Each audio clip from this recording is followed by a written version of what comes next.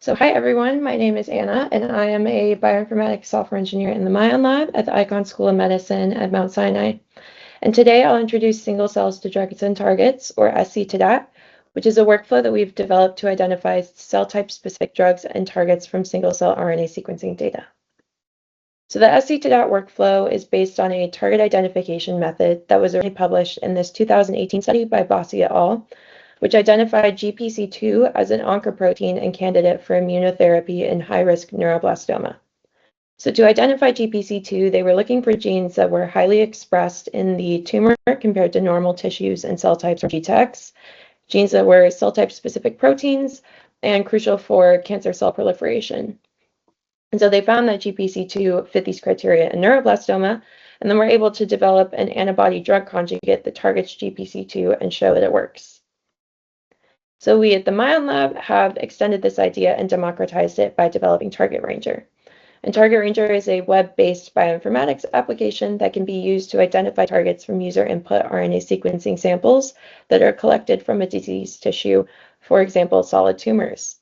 And so with Target Ranger, a user can input an RNA sequencing profile and then select one of our process normal tissue background atlases.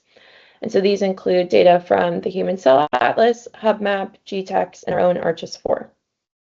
And these atlases have the expression levels of all human genes across more than 400 cell types and tissues. And so the app then produces these interactive visualizations, which display the expression distribution of the target across the selected healthy tissues and cell types from the atlas, compared to the expression of the target in the tumor. And then besides transcriptomics, Target Ranger also has data from Subpopulations atlases. Another approach that is central to our lab is connectivity mapping. As many of you know, for the LINKS program, the CMAP team at the Broad Institute used the L1000 assay, which is a low-cost transcriptomics technology, to profile the responses of human cell lines to over 30,000 drugs and preclinical small molecules and about 8,000 single gene knockout perturbations. And in total, they produced 4 million transcriptomics profiles. As the Data Coordination and Integration Center for LINKS, which was an NIH Common Fund program, we have developed over many years several search engines to query the LINKS L1000 data. The most recent search engine tool that we developed, L2S2, was published in this year's Nucleic Acids Research web server issue.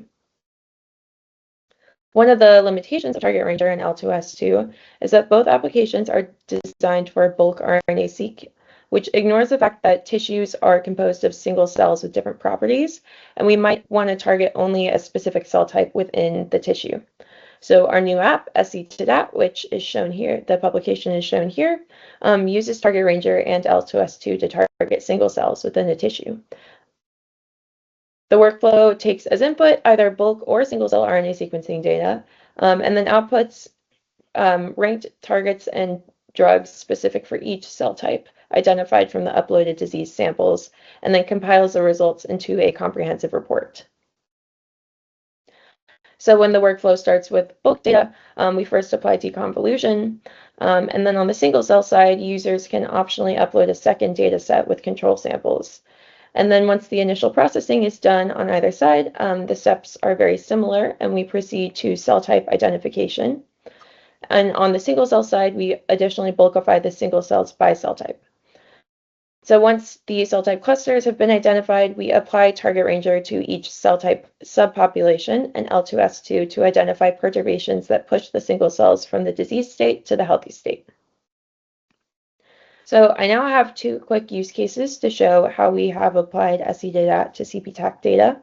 So for the first use case, we start with RNA-seq from the CPTAC pan-cancer pancreatic ductal adenocarcinoma cohort.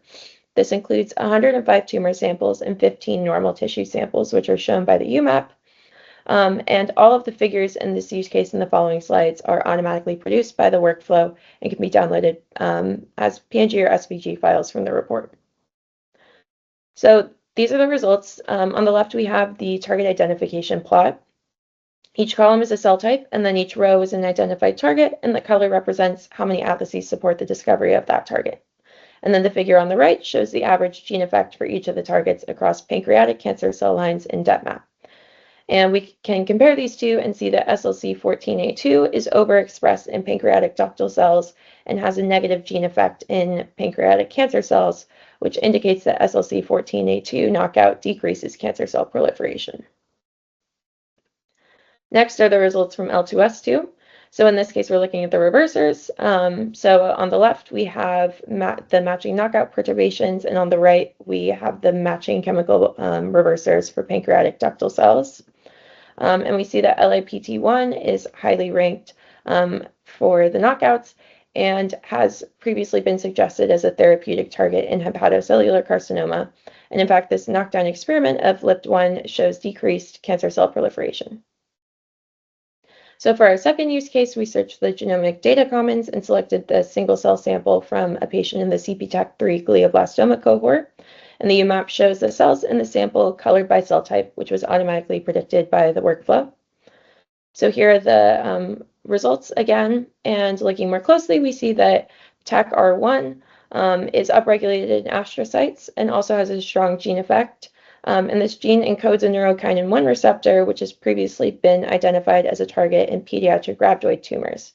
So this could be a promising target to investigate for glioblastoma. Here are the reversers from L2S2 for astrocytes. We see that one of the top-ranked knockouts is PRKCI, which has been previously identified as an immune suppressor in ovarian cancer. And then if we look at the reversers for oligodendrocyte precursor cells, we see that URB597 is a highly ranked chemical perturbation, and it has been shown to impair tumor growth in melanoma. So overall, sc2DAT is a RNA sequencing analysis workflow that can be used to identify cell type-specific membrane targets, chemical perturbations, and CRISPR knockouts. It improves on existing single-cell workflows by integrating both the target and compound identification. And the workflow can be applied to different disease scenarios captured by both bulk and single-cell data from either human or mouse tissues. And then finally, for future directions, we're hoping to integrate other analysis types, including transcription factor enrichment analysis. And then we also hope to improve the cell type prediction, apply this tool to new CPTAC projects, and validate these predictions experimentally. So finally, I want to quickly thank everyone in my lab, especially Dr. Mayan and Giacomo, who led the project development. And thank you all for your time and attention. And thank you to Medi and CPTAC for organizing this event. And I will take any questions.